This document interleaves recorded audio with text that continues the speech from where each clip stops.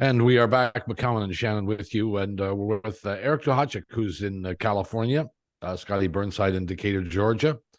Hockey Welcome both. hotbeds, Yeah, boys. welcome to both of you. Um, we are a few days away from the trade deadline, and yet it seems as if there's very little to report on the final day, which is when the two networks here in Canada go crazy. We've be over the years. It seems to me we've been going this direction where everything used to happen on the last day. Well, now everybody is doing things early. Is there anything left that's of any significance to happen on trade deadline day, Scotty? Yeah, I mean, I think there will always be a few surprises, and we're still waiting on Patrick Kane. Everyone assumes that he'll be a New York Ranger sooner than later, and obviously before 3 p.m. Eastern on Friday. So that appears like it's done. It's just waiting for the formalized, accounting. But I still think there are enough interesting players out there, and certainly enough interesting teams who would still like to make ads. We've been waiting for what, Eric, 2.5 years for Jacob Chitrin to get, and was that the last time he actually suited up? Has he been on trade hiatus for 2 years now? I mean, he hasn't played in days and days, and so he's waiting to get traded. And he's an interesting player because he brings with him not just the rental status, but the kind of player that if he, continues, his profile certainly and his potential suggests that he's the kind of player that becomes a cornerstone or could become a cornerstone addition, which is why I think you'll find potential non-playoff teams in the hunt for him. So he's a big guy. I'm still waiting to see what happens. And really a lot of the Western Conference teams we're still waiting for the shoe to drop in Edmonton and Seattle, and so there are still teams who would love to add. But Bob, you're right. I mean, and why wouldn't you add as quickly as you could, right? Like I'm Exactly. sure Tom Fitzgerald would have liked to have added Timo Meier 2 weeks ago, but as quickly as you can get players in your lineup, especially elite players, the better it is for everyone, because it's not an easy thing. And I think the Rangers are going to find that when they try and integrate Tarasenko and assuming Patrick Kane between now and the start of the playoffs. It's great to look on paper, but it's not an easy thing necessarily. And I think that's a real challenge for Gerard Gallant and the Rangers moving forward. And it is for every team and every year. And that's always one of the really underplayed parts of it. And to your point, Bob, this I think is why we've seen a shift from teams that have been trying to add players in the past at the 11th hour, and now are trying to get 2 weeks ahead, 4 weeks ahead, 6 weeks ahead. I mean, I think last year Calgary kicked off the trade season when they had a real good team by picking up Tyler Toffoli with a long time to go in the season, because even though Toffoli had played for Daryl Sutter in Los Angeles, he was a guy that had to fit in with his new teammates. And whether you like it or not, it helped. It was a good part of the strategy. The other thing that Scotty referred to that I think is really true is that it's two completely different trade deadlines depending on whether you're in the Eastern Conference or in the Western Conference. So the East has had this incredible arms race.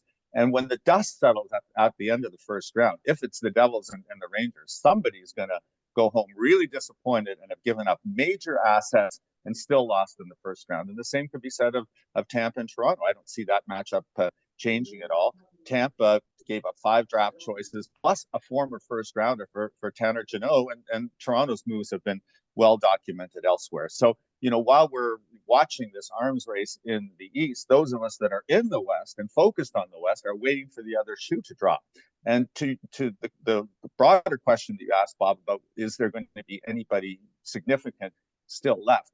There are certain teams that have definite holes. And I'm in Los Angeles right now, and I look at the Kings, and on paper, I really like their team. They've done a great job of integrating Kevin Fiala. He's given them the thing they didn't have last year, which is a guy that can break open a game. He's just such a creative player, and they're using him in LA like they did in Minnesota. 5-on-5, he's on the third line. So they've got 3 really good lines, 5 really good defensemen, and this massive question mark in goal. And what are they going to do? Are they going to try and ride Phoenix Copley and Jonathan Quick? I don't think you win with those. But if you go out and get an improvement in goal, that could take you over the top, because the West is all eight. There's 9 teams competing for 8 spots, and it's pretty much a flip of the coin. I don't think that there's a favorite. I think there's 8 co-favorites when the Western playoffs start. And what gets you over the top? Well, if you're Los Angeles and you can upgrade that goaltending position, that could inch you ahead of all these other teams that you're close to, and suddenly your window to compete is right now. You better go out there and get yourself a goaltender. I think that's a real critical piece who's the between now goaltender? and Friday. Who's the goaltender that's available? Well, the guy that I would target is the Columbus goaltender, Jonas Korpisalo. And the reason why I like him is he's a guy that started the year on injured reserve. He's had off-season hip surgery. He had to sign a really cheap contract because there were question marks about what his health would be like. So he only makes $1.5 million. And he, since his return to the lineup, has won as many games as he's lost on one of the 3 worst teams in the National Hockey League. I watch Columbus a lot lately because, they're just kind of an interesting team in that battle at the bottom. And he's had a very, very good year. And the other thing that I would notice this year, Bob, have you noticed how many teams are doing one-stop shopping? So it's not like you're not just taking Timo Meier. You're also getting Scott Harrington. You're getting that second piece that you also need in one single trade. That's what the Rangers did when they traded for Tarasenko. They also got the depth defenseman that they needed in Nico Makva. So if I'm Los Angeles and I need also a left side defenseman, and I look at Columbus and I think there's Gavrikov, there's Korpisalo. Can we get both of those players for a first round draft choice and something else? A young defensive prospect. They got lots on the right side. I just think that, and John, tell me if I'm wrong. How many times have we seen this year that, 2 pieces coming in a single trade, and that allows the general manager just to make one trade and meet most of his needs, rather than, separate deal for a defenseman, separate deal for a goaltender. I think that's one of the really underrated trends that we've seen in the last couple of weeks that almost no one's talked about. The manager that's got an asset that everybody wants is able to leverage it, and you say you have to take this other contract too. That becomes the other factor. But what you didn't answer, your explanation was good, but you didn't really answer the question, Eric, which is why is the West sitting on its ass and the East doing all these deals? This is, is this all to beat the Boston Bruins? And everybody thinks the Boston Bruins are the team to beat, and there really is nobody to beat in the West. You could go on a hot streak and get to the Western Conference Final with your roster today, were those top 9 teams.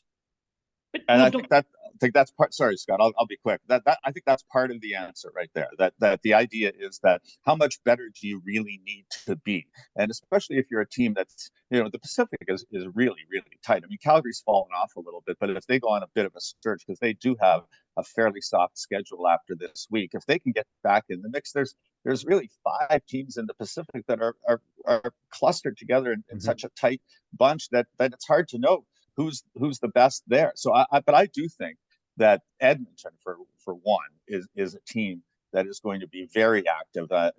Today they created contract or salary cap space by moving Jesse Puljujarvi to Carolina, and they will, I think, address the things that they need to get better and to help Connor McDavid and Leon Draisaitl get over the top. I think it's taken a long time to sort out whether they can make the Carlson trade, or if they do make it, do they make it in the summer?